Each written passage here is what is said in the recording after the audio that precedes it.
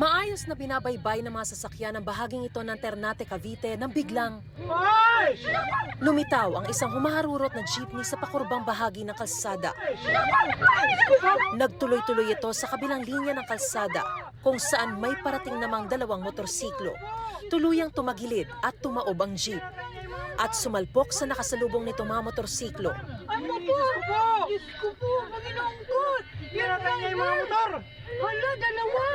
Sa kuha ng isa pang kamera, ayon sa driver ng jeep, sinuri niya raw ang sasakyan bago umalis at may preno pa raw siya noong una. Pero Bigla palusong. Nag-apply ako ng preno, wala na akong preno. Kaya ginagawa ko ng paraan. patay ang sakay ng unang motorsiklo na kanyang nasalpok, ang 38 anyos na si Staff Sergeant Gerly Nicolas na aktibong miyembro ng Philippine Marines.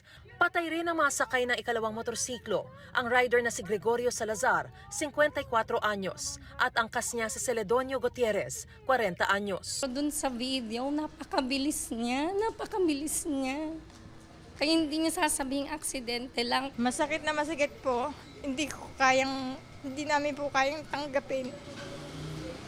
Masakit sa dibdib po. Diyos ko, talagang masakit po sa akin at kapatid ko po ako po ang katuwang niya sa lahat. At naku, napakadami po namin pagdaan ng problema. Tapos ngayon po, problema na naman. Sabi ng jeepney driver, hindi siya nagkulang sa pagmamaneho. Pero Patawarin na niya ako. Bagay di ko naman talaga sinasadya ng ganyan ang mangyayari. Hindi ko ginusto na ako, hindi ako mamamatay tao rin. Dahil ang yung pinoproteksyonan ko yung mga sakay ko rin. Kaya pasensya na po kayo sa akin. Hindi ko yan sinasadya. At saka hindi ako nagsisinungaling na walang preno sa sakyan. Hindi na mabubuhay yung asawa ko. Wala nang tatay yung mga anak ko. Wala nang tatay nakalaro ng mga anak ko.